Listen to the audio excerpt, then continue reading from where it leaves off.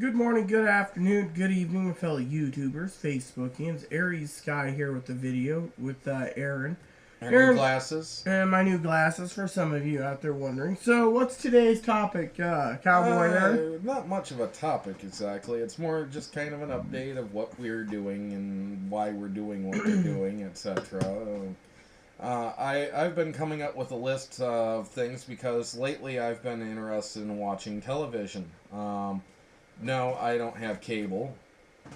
Yes, I got her A River Runs Through It. And I got her The River Why. 2 movies she likes. This is the travel edition version of The River Runs Through It, as you can see. Travel edition. Should I show my silver lockable boxy? So, anyways, what this really has to do with for me is that I've been wanting to watch television shows, particularly older television shows. Yes, I got her a CD case also for the Lonesome Dove collection and another that she had that went on a spindle. And so it wasn't very easy to access. 16 westerns.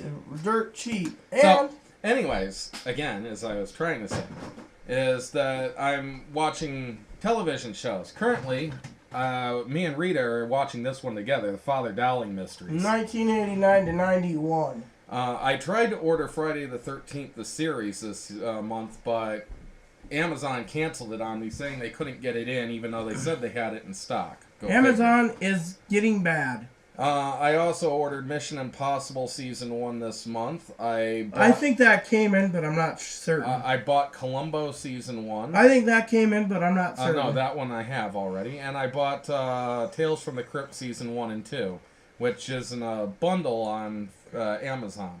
So, the project I'm doing is to make sure that I have enough watching material for the entire month and spend less than $50 doing it, which I managed to do this month. In fact, I was at $62, but I bought her 2 things, which went up over the extra 10, so I still spent $50 on mine.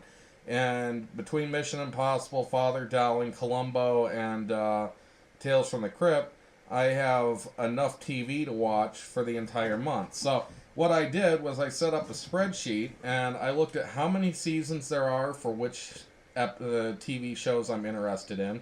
How many of those are actually released on box set? And there's Rita's Lonesome Dove. That's just the first 4. Which is, she was talking about, comes on one single spindle for 4 discs. Then we had the 5th one that's single, called Comanche Moon, until they do a 5-disc collection. There's only 4 in this one. She doesn't like my movie project too much. It's cool. I have a project for him. Maybe I should bring it up. Anyways, I want to finish what I was doing with this movie project. I was looking at how many seasons it has, how many episodes there are, how many episodes in the next season that I have to acquire, and how much the next season is that I have to acquire, and then how much for the complete. So I learned some interesting things. There's one series I'm interested in where if you buy it complete, it's $28 for 6 seasons, whereas if I buy it by single seasons, it ends up $109. But I have seen... Yes. I will end you. Yes, we're playing that too. Then I found one where it's like $309 for it complete, but you could get it $110 if you buy it single by season. So it's a good project to actually be working on. Unfortunately, I'm sorry to find out that Cold Case and Crossing Jordan, 2 of my favorite shows, happen to have problems being released on DVD due to copyright infringements on music that they have. It would cost billions in royalties to these musicians just so they could release it. And these musicians aren't saying, oh, go ahead and release it. It's like, oh, that's our recorded material and you used it in your show. Now we want our percentage of the sales. Well, that's kind of crappy. This is what I think of those musicians that are greedy. They gave the right to these shows to use their song in the first place, so when it comes out on DVD, the right should still retain with the company to continue using it. Instead, these rich fuddy-duddies that don't want to release some of these great TV shows, in my opinion, this is my opinion of them, leave my castle or else. And then some others I've run across is like Banachek and Silk Stockings. They're out of print. So one season's like $154 or $198. In fact, Banachek has a complete series. It's $900. There was this game $990 for the box set for 3 seasons and 66 episodes. Is it really worth it? No, it's not. Now, there was this game I was looking at buying recently that was almost $300 for a PS2 version. And then there's it was called Dot Hack 4. Yes. Contained out of print. So it's very costly to try to find it new. But another one that I've run across is like Dream On, a show that I really enjoyed from HBO years ago. Picket Fences, another show that I really, really enjoyed. Many others like Beretta. Only like 1 or 2 seasons is released and it's been canceled ever since. Well, that's kind of really crappy in a way because to me, I want to see them. I still want to be able to get them, and they're not always available on Netflix or Hulu. Yeah, I could go watch them on YouTube, but technically, those are illegal means. Netflix and Hulu know it's not illegal, but you have to be a member oftentimes to watch their stuff. Sometimes they have some stuff that you can watch free as a sample, Amazon Prime, but with Prime, you might have to be a Prime member to watch them free. And now you pay $79 and you can watch only the ones they keep. There's like exactly. They have to have movies, it. music. Online. You have to be a member of these places, really. And I don't want to end up paying for a membership. $8 a month for Netflix. I still want to own these things outright for myself. We were talking about that the other day in the walk. Now, frankly, me and him kind of get into arguments from time to time. But what I reckon what happened was I was trying to tell them is, here's how it works, okay? For some of you out there, because this is our weekly television YouTube address. This is how I see it. The Jackwagon Peons. I'm just going to grab a game up here, for example. This one. Oh, you got 2 of them. Yes, well, this one's a better one. This one. Final Fantasy X. Right? It's been out of print for over 10 years. Guess what? They're remaking it. It's coming out 3/11/2014 for PS3. Hold on. In high definition and PSP Vita. Guess what? They want like $40 each. Why are they doing it? Because of money. It's the way they call it the remake. You can still get the original new like $12. It'll go up in price because why can you get the original of this for $12 where Dot Hack Quarantine you can get for $200? I mean, they're both out of print. He never let me finish my argument. You see, they're trying to milk the remake cash cow, but here's the real problem. Eventually, you're going to have a computer. It's going to have a little box. The box is going to be having a hard drive, whether it be a thumb drive, wherever my thumb drive is, for You don't need to find your thumb drive now. Or a big computer hard drive like my laptop. Now, for example, you download your games to it. Say one day they come and they send you a message. This game's no longer being made. You can't download it. You have to remove it from your computer, or they'll put a programming in to find whose computer has it and delete it automatically. Or you go to the market, Android or Apple Market, let's just say games on there, and then they say this game's no longer available. They can pull it off at any time, remake it 5 years later, and still charge you the same damn amount of money for it, or more. Now there's a big difference. What I was trying to say before is, why is something like this like $12, $15 new still, whereas something like Dot Hack Quarantine's $200? And I'll tell you. The reason this is cheaper new is because there's literally was like 10 to 15 million copies released in the United States and Region 1, whatever. And they may have only sold 8 million, so there's still 2 million copies floating around unopened. But when it came to Dot Hack Quarantine, their sales of Dot Hack Infection and Outbreak and Mutation weren't extremely high. So they tried to release a smaller number to coincide with the number that they sold on the other, because they figured, well, you're not going to buy the 4th one if nobody bought the 1st, 2nd, and 3rd. So we're not going to have to outdo the sales of those. So they may have released like 100,000. Those 100,000, maybe 99,000 sold, and there's only like 1,000 copies floating around unopened. And so that's why that one's like $200 new compared to this being $12 new. And they're from the same time frame. I gotta say a story. I remember one time there was a guy that told me there was a game, the legendary Super NES game, the unopened coup de grace, coup de grace of all games, not Earthbound for some of you out there. It's called Chrono Trigger. Now, someone said, oh, unopened, not touched, put in a safe. you're looking at over 50 grand. Well, right now, under these damn jackwagon morons that say, oh, well, they remade it for iPhone and Android and the DS, and they brought it for PSP and PS3 through download. Anyone's copy, this is what they're saying. It's only worth $2,000. So you'd said the other thing is for games like this that's remade. Let's just say the original right now is going for $10,000 on Amazon. It'll drop down the price to say $10 because there's a remake version that's just coming out that people can test it out. Yep. And just as another note here too, Rita is a Phillies fan, and we'd like to say rest in peace to Jim Fregrossi, longtime manager and player and MLB who took the Phillies to the World Series several years ago and ended up losing to Toronto with Joe Carter's infamous walk-off home run. Also, Al Kaline passed away in the last week or so at the age of 91, a long-time Pittsburgh and rest in Pirates and peace, Hall of the Famer. son of Jim Henson, the famous creator of the Muppets. Yes, and Shirley Temple as well. Shirley Temple Black, an ambassador to the UN and ambassador to several countries. And child actress that many people loved. So J. Edgar Hoover, even though rumor she has said it J. gay. Edgar Hoover's lap was the most comfortable lap she ever sat on. And he gave him gave her a kiss. And of course, let's move on to other things we're doing. We're still doing the fly fishing, the books, and we're reading that.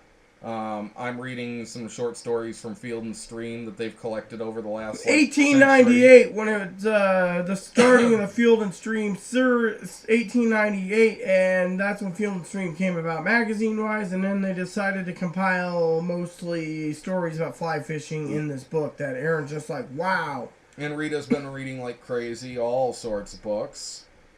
I gave Moppy a haircut today. He's sleeping right now. Maybe I can get him here for you. Oop. There he is. He's gotten just a short haircut. He was long-haired and all puffy and looked like a fat sausage. And now he's for a second. Much shorter hair. Our winter's not over, technically, but I figured he needed a shorter haircut. He was getting all knotty and everything, so. One of the books that I read is going to be returned to the library Tuesday, possibly. Aaron will read it eventually, because I went out and bought it for like $4. However, I want to complain about Amazon for a minute. 6 books that I bought was $24. The shipping was $24. Total order, $48. And I got almost mint, so let's see how well it happened. This one here, I read through it today. The L.L. Bean Ultimate Guide. Book to now, fly let me fishing. tell you, it's the same as this one. It's the same as this one. The only difference is this one, the bigger one, the Ultimate Guide. This is the second edition that came out. This one. Yes, this one here takes fly tying, takes fly casting, and takes fly tackle. So in this book here, under the comments, if you look at it, it says Stage 1. Understanding fly tackle. Pretty assembling. pictures of fish. Anyways, goes down the list. It's the same thing here. The only difference is this one teaches fly casting in step by step. I was trying to tell So they're this not to the Aaron. same book. This has other things in it that one doesn't. No, let me put it to you this way. This book here, I don't understand how are the people there fine. going to understand. This entire book was in Stage 1 of this one. Oh, so this one has 2 parts to it. 3 frankly. parts. 3 parts, and that's just part 1. Part 1. Part 2 is fly casting. this They brought book a book out for fly casting. This book is more complete, and this is just a partial of yeah, this book. from the Even guy, though they're almost as thick. Yeah, exactly. The guy basically took that book there and made it bigger. Then when he thought fly casting needs to be taught, he did a single fly casting book. Eventually, this is the story, L.L. Bean got complaining when they had fly casting, fly tying, and the basics on how to fly fish, right? 3 books he had to buy just to learn it. That was $70. They decided to do that. This one, Ultimate Trout Guide, pretty good. Only problem is it's $20 on Amazon, and it's a newer book. Did you buy this one? No, This not is yet. not one she bought. I will buy it. I do recommend it. This one is really good. I highly recommend it for Aaron. It's recommended for me. I guess not for all of you there. This is the one I was trying to tell A I don't know about. why I gotta read something you guys shouldn't read. Because this one here talks about reading flies and how to find the fish when there's no hatch to match. Meaning, what if there's no bugs that they're eating right now, this book will tell you what would be good to feed them fly-wise without any hatches to match. Yes, but as we all know, fish love blue cheese no matter what time of season it is. Actually, there's a story behind it. Some fishermen actually tried cheese and it worked, however. No. The cheese broke down. It's got to be blue cheese, though. Now, this book here is the Orvis one. The difference is they have another Orvis. This one is better. The LLB. See, this is an Orvis as well. Yeah, but this one's prospecting for trout when there's no hatch. Yes. This one is how to get your gear put together. Oh, that's prospecting. Oh. This one here has got little stick figures and little diagrams. This is how to put your waders on and how to walk through water with outslipping. Well, he just showed a little diagram there, for example, of how to fly cast. That shows that, whereas another picture... Orvis's infamous pictures. They prefer to do these little cartoon drawings rather than actually showing a real person. Yeah, exactly like LL Bean. Okay, so... Ow. Hold on. And you nearly stomped on Moppy. He became a pancake. I was going to take these because there's a couple other books that I have still. Ah, there's more books. Yes, there's 3 more. Well, you might as well grab the one down there on the floor that I'm currently reading so I can show them what I'm reading. Yes. I still have to finish The Hitchhiker's Guide to the Galaxy. I feel so bad that I haven't gotten finished with it, but anyways, I am currently reading this, which is Field and Stream's Treasury of Trout Fishing. And actually, it is pretty darn decent. I've learned a lot of things in here. I've gotten Rita interested in a few books from some people who actually wrote in this book that we'd never heard of before, like Emlyn M. Gill and Dr. James Henshaw. So we might end up learning quite a bit from this book, surprisingly, even though it's not really a book of how-to. Now, this book here, I have read about 50% of it. It's called Fly Fishing Tips and Tricks, 501. Step 1 is, part 1 of this book is about general fly fishing, and then part 2 is fly tying. Since I'm not into fly tying yet, I skipped it. This one here is a book that I bought. And anybody who's watching right now, don't worry about it. You're witnessing something with me. I have a problem with chronic cramping, and I've got a severe cramp in my side right now, and it's hard to breathe. So, I'm going to continue through the video, though. This book here is one that I actually bought. It's called Trout Fishing in the Pacific Northwest. She bought it. Even though it's a dinky book, it's supposedly a good read. Cost me 1 cent. She bought it, so...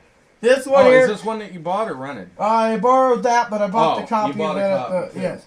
This is the one that has to be returned that I bought because I figured Aaron would get around to it. Small streams. This is more of stories, just like the other guy. And then finally, for some of you out there, because... I'll leave this one. Yes, because current ones I'm reading are simple. I'm reading this one right now, Presenting the Fly. I'm on chapter 3, I believe, or 4, by Lefty Cray. Lefty Cray. Good fly fisher so far. If he watches this, I hope I'm pronouncing that right. I think so. His first name is Lefty. And Lefty I know I'm pronouncing right. Is it Cray or Cra or Cray? I don't know. And then the last books that I have to learn to read afterwards is Lefty Cray's Ultimate Guide to Fly Fishing. Yes, another one by the same guy. Fly Fishing for Dummies. Yes, and some people are. Not me. Oh, so I'm a dummy. I'm only kidding with you. Don't make those jokes. And finally, she doesn't like my joking. And finally, the book I'm going to read after all the fly guide manuals. The river runs through it. It's right up there. It's a thin box. Yes. It's the first story in it. It's 110 pages in the book. Whee! However, their other stories are not in the book. No. In the movie. The other stories that's interesting, and it's got it, is Logging and Pimping and your pal Jim. Ooh, logging and pimping. They go together, don't they? The ranger, the cook, and the hole in this. I'm a lumberjack and I don't care. Wait. Never mind that. Now for something completely different. We're going to get so in trouble with copyright on this one. And then finally, for some of you out there, the 3 books that I have Sorry, Monty Python, I had to. And the final 3 books that I bought that I have not read yet. Freshwater Fishing, 1 cent. What do you think? Aaron picked that one out. Yes, this was 1 cent. This one was This also one goes 1 in cent. the same series and 1 cent. And then this one we was have $2. Another Orvis guide. Beginning fly fishing. If I'm reading advanced fly fishing books, that tells you something. Well, I suppose now that we should conclude this with another part of what we've been doing recently. We've watched 3 movies recently. 3 of them Rita has never seen before, and maybe we should give some viewpoints on it. The first one being the movie Alexander by Oliver Stone. It was the ultimate director's cut that had like everything thrown in it. I think it's like Alexander Revisited or something. Alexander Revisited, exactly. It's the everything you could, and then in the beginning of the box, when you open it, it says this is the final cut. He can't make any more. Personally, he's great because he did the movie W, the life and story of how George W. became president. Nixon, which is my favorite. JFK, the assassination of JFK. Yes. He did others. The one that I'm waiting for, and he calls it Bracco. Yes, Bracco. I think something like that. Anyways, he wanted to call it Obozo, but President Obama did not like my it. thoughts apparently. on it, I'd never seen it, but I'd seen some videos of it and some trailers that looked really good, and so I said, okay, I'm going to give it a try. Anthony Hopkins was really good in it. Do you want a nice Chianti goes with it, Clarice? I say Colin Farrell actually did an okay job. Angelina Jolie did a decent job. Val Kilmer, I could barely recognize him in it. Now he's a plumper. And he was even Can't even that. do Batman anymore. But honestly, the revisited version just dragged out so long that by the end of it, I'm sitting there like, can this finish already? Oh, there's a movie that me and Aaron did watch recently that Aaron and I both agree he did very good at. Well, we didn't was finish that this. Colonel of Val Kilmer again. Yes, well, we'll get to that. Alexander. What was the other one that we watched Val Kilmer? Oh, yeah, Lonesome Dove. The Comanche Moon. The crazy He was Colonel. great in that. Yes. That is my favorite acting role of Val Kilmer, and yes, he was already getting portly by then.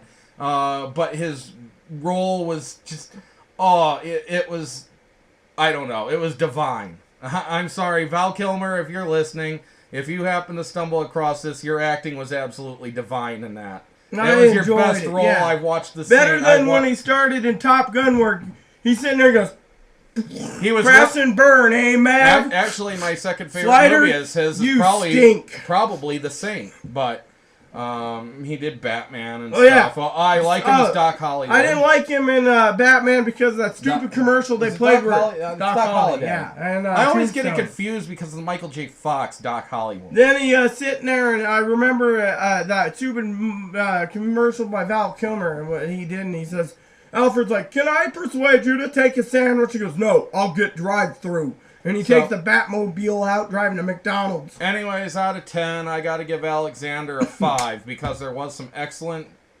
scenes in it. There was some information in it to learn. I had to take off 5 points because it just dragged on so long for the revisited version. Aaron was like this. Wake up, Rita. Wake up. I was probably better buying the cut version from the beginning, and that's what I'd recommend to anybody watching it because the cut version probably just goes much quicker. So, on to the next. Oh, you got to give your rating. I agree. 5. 10 made it because, frankly, and I'm going to say this blatantly, bluntly, certain movies that don't drag on and on and on. Kimosabe here takes the rubber stumper of my cane and tells me to wake up. Yeah, I got to poke her and say, hey, it's time to wake up. Movie's over. And she's like, finally? How long have I been asleep? Last 2 hours. And it was only a 3-hour, 45-minute movie. Yeah, I know. So, anyways, on to the next movie. We watched, after that, 1776, which was one of my all-time favorite musicals. At one point, I actually knew liked almost it. every single line in the entire movie. I just gotta say, my opinion is, the guy that plays Boy Meets World, the voice of the original Knight Rider Kit Car, he was fabulous as John Adams. Great as John Adams, who's obnoxious and disliked. Well, we don't know if he was really obnoxious and disliked. And as I do say, the bird of the country should be the turkey. No, that was Ben Franklin. Ben Franklin, and he did actually debate that. You know what I think about it? And Thomas Jefferson said it was the dove. And John Adams said the eagle with the olive branches. And of course, as he's sitting there and singing the song, which I love the song, he gets into saying the eagle, and everybody just agrees with him like, well, wait, hold on, I just agreed with you. No, and I like the like turkey, a majestic Native American bird. The guy that played it's what fed us Thomas first when Jefferson, we came here. It's a great sign of our independence. Bringing up politics for a second, I saw a report today in the paper about Pelosi saying President Obama and the rest of our founding fathers, the ones signing the Declaration of Independence, and helped write the Bill of Rights and the Constitution, our founding fathers would support Obamacare. I don't think so after watching 1776. And as we found, as Rita found, they didn't even all agree that we should go through independence. In fact, it nearly got shot down. And there was at least one person who walked out of... During the signing. Right after the vote, and they said it passes, he walked out and said, I can't sign that. So... yeah, it nearly didn't pass. We nearly didn't get independence, but it happened. So let's be thankful for that. Yes, otherwise we'd be under the limey rules. No offense to you British people out there. So getting on to the rating, I give it a 10 because it's one of my all-time favorite musicals of all time. I give it a 10 just because I still think the bird should have been the turkey. Yes, Ben Franklin. So, on to the next movie we watched. We watched Three Kings with George Clooney and Ice Cube. There was various other actors. George Clooney was good. He did better in Batman, but his role as a Special Forces thing was great too, you know. Yeah, actually, it's a pretty unique show. It's based on a true story, but I don't much like the beginning because it just seemed like the soldiers were too rowdy and too partying and that they weren't taking things seriously over there. Of course, it was afterwards, and it was their celebration of actually having won the first Gulf War. If you ever know anything about histories, if you ever want to watch a movie somewhere, and I have it somewhere on the damn shelf here, the movie's called Jarheads. And Jarheads basically talks about it's in one of those 10 cases, too. Yeah, the Marines basically go in to liberate Kuwait and all this crap, and afterwards, look what happens. Things just hits the fan. So, in the story. I gotta say, though, that even though it's based on a true story, the reason I wanted to watch it again and the reason I ended up buying it was because it was cheap, for one. It was $4 overall. Not that movie, but Three Kings. Which is at my apartment. But the reason I bought Three Kings and wanted to watch it again is I only saw a part of it a long time ago when I was watching TV back in my dad's house back in like 2000. Just after the movie came out. I'm sorry to say this, but Aaron will get the joke. I wanted to see the end of it. I wanted to see the beginning of it, the parts I missed. Anyways, I just gotta say this since he was at his dad's house in his basement. His dad used to say, "Get a job, you lazy bum." So, anyways, my rating of Three Kings is actually about a 7 because there were some points that it was just slow and lame, and there was a lot of vulgarity that I didn't terribly care for, but it was probably true that vulgarity like that does happen. I've heard a lot of people use it just walking down the street in almost every other word. In fact, I've heard somebody say the great thing about the F word is you can put it before anything and say it. And you can put it every other word and it'll still work. Unfortunately. But, so I give it like 7 out of 10. It's not bad. It's a movie that I'll watch periodically, but it's not one I'm going to watch 3 times a year even. I might watch it once every 2, 3, 4 years maybe. So that's the benefit of having something that... especially when it ends up disappearing from these digital places online. Like it might be on Netflix this week and 8 months from now, it might be nowhere online at all to see. Because of the copyright infringements and the money-making jack monkey. Or just nobody's watching it. So the fact that nobody's watching it is like, well, why keep that here taking up server space? So things like that happen. We should move on to the one other little bit. Rita and me have been watching Father Dowling. She's watched the first 3 episodes with me now. 3rd episode was really good. Talked about call girls. Like those pretty girls, including those white thigh highs in that one episode. As a kid, I had a major crush on Tracy Nelson, the daughter of Ricky Nelson, who plays Sister Steve, or Stephanie. I like the fact that her nickname is Steve, and I like the fact that she's this nun with a very shady background. She used to get into trouble for petty theft and shoplifting and all sorts of other things before she became a nun. So I kind of think that's really neat about her character. I don't know. I want to get into the books. It was 3 seasons long, and it was a great series that a lot of people didn't The books ever weren't notice. bad because there's like 30 books So, before the guy died. My rating of it is... I guess I have to give it a 10 because it's a childhood memory. So even if it's somewhat crappy, which it's not, in my opinion, I enjoy it. But even if somebody were to consider it somewhat crappy, to me, it's part of my childhood, and therefore it holds a lot of memories to me. And so I can't give it anything but a 10. Now, Rita, on the other hand, she didn't grow up with it, really. She never saw it before. So her rating's going to be more towards somebody like you who may never have seen it. Or didn't like it back excuse then. me, but never heard of it back in the 80s. I was watching other things. Saved by the Bell. Of course. I was watching TV with my dad that was more adult programming. You were watching more kid teenage. I was watching Silk Stockings and getting in trouble. Well, that was at night. a different story.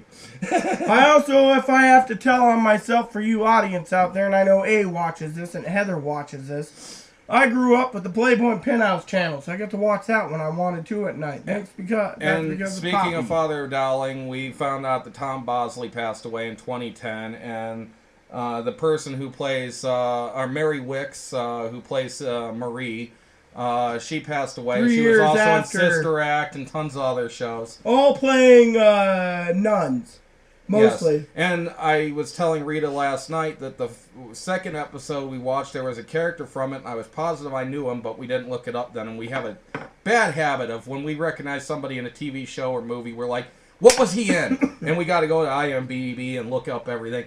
Well, I knew I recognized him, and it was Squiggy from Laverne and Shirley. And I was like, wow, he was in that. So, but yes, we have a very bad habit of being like, what were they in? And it's like, I know I recognize them from somewhere, and then we find out, oh yeah, we recognize them from this, and this, and this. It happened with a character last night, Ed Winter, who was in a ton of TV shows, including MASH and Herman's Head, but we couldn't place him. Well, it was probably MASH and Herman's Head that we'd seen him, so. Now, before I go, I want to talk about these because we did watch them. It took us several days because they broke them in sections. Now, since I have read the book to this one, first one, Lonesome Dove. We'll start with Lonesome Dove. I found it to be very good. They cut out maybe less than 5% of the book was cut out in the movie. They tried to make it as long as possible. They made some alterations, you said. Yes, they cut out some stuff. They didn't want to show Blue Duck crossing all these things and etc. You know. I thoroughly enjoyed Lonesome Dove. The first one. Lonesome Dove, in my opinion, was really, really good, you know. And what I disliked about the series is they changed over call every time. Every call was different. You know, Tommy Lee Jones was the great as Call. Even Aaron agreed. Yes, with it. Tommy Lee Jones was fantastic as Call. And he pulls it off nicely, just like the book. Lonesome Dove was a 10 in my book. Yeah, exactly. And the book, in my opinion, was 10. Now, let me tell you the story. One, Return to Lonesome Dove. That one is not based on any books, to mind you. It was written separately because people wanted a follow-up, and McMurtry didn't have it written, and so that guy wrote that, and it was being produced at the same time McMurtry was and John Voight did Call, and he was horrible. Butt. Sorry, John Voight was terrible in it. Now the third book, Streets of Laredo, which was actually Larry McMurtry. McMurtry's actually which is the second book, follows up on everything that happened in between the first book, and let me tell you, afterwards, I mean, it was really good. It was kind of slow moving, though. So. And it was kind of interesting because they had James Garner as Call. He did an okay James job. Garner was okay. He was better in Tank. We should go back to Return of Lonesome Dove. I give it an 8. It was actually rather enjoyable, and it kept the flow of McMurtry very well. It just wasn't the actual story, so it kind of conflicts with the next story, Streets of Laredo. Now, for Streets of Laredo, I'll give it a 7, because, frankly, it was just a little slow-moving for me. It just didn't pick me up. I will tell you this, for all of you out there watching this. Streets of Laredo, me and Aaron's going to watch it again once I finish the book. The book's only 500 pages. I'm on chapter 4 now. So far, the book adds up to Streets of Laredo, up to where I'm at. Truthfully, it equals everything up. Everything that's been said, etc. However, I'm wondering, just to let him know, and I told him, how James Garner in the book is on the front page of it, and how he's not getting any royalty for sales. Now, the fourth movie, I give Streets of Laredo, so far, a 7. Now, Dead Man's Walk is another one, and let me tell you, it had all different people, and it went back into the past to the beginning of... I'll actually give it about an 8, because I did actually enjoy it. I know Rita didn't enjoy it as much as I did, actually. I have to read the book first and then rewatch. and same with this, but this one was fabulous. Hold on, before we move on, it was David Arquette that I actually really enjoyed in Dead Man's Walk.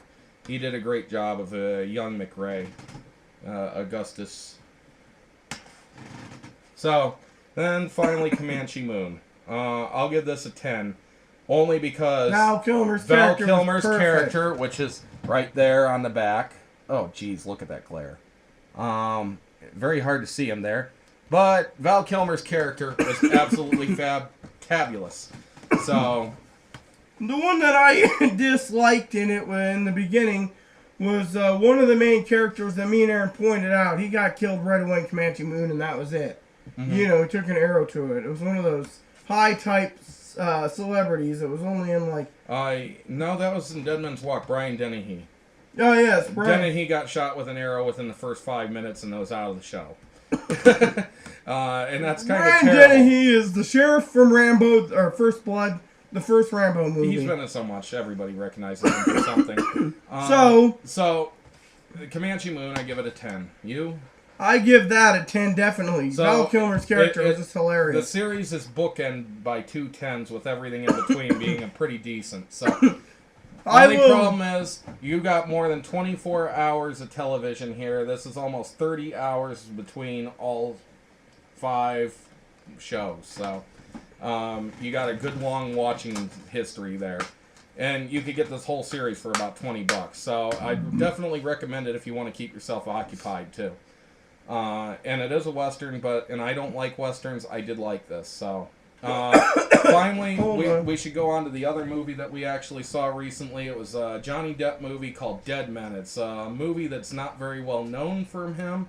A lot of people, when talking about Johnny Depp movies, never mention Dead Men. It's not much of a Western either. I love the story. I'm a huge fan of William Blake and his poetry and artwork. And to me, the character of Nobody, meeting up with him and how his life got turned upside down pretty much by accident, and how he just ended up being drifted with the tides. I love the story, how this Native American guy ends up thinking he's a deceased spirit come back to life. And now, instead of speaking with words, he speaks with the blood and the gun. And he basically tries to escort Johnny Depp's character back to the land of the dead. And so, to me, the story is like a 9 or a 10. It's one of my favorite Johnny Depp movies.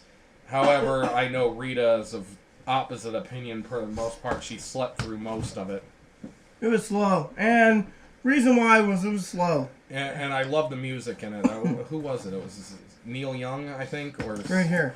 Neil Diamond. It's on the front cover. I know, but it might not show in here. Yes, I know, but I'm just saying for the viewers. Robert Mitchum was in it, and John Hurt. The video. Iggy Pop, Billy Bob Thornton. It was Neil Young who did the music. I don't know if you could see it there. Well, Johnny Depp's character's right on the front cover. Yes, but if you look at it, you can see Dead Men right $5. there. $5 at Walmart. 16 movies. Over 24 hours. Really no, the other ones we watched recently that he never talked about was Frost Nixon.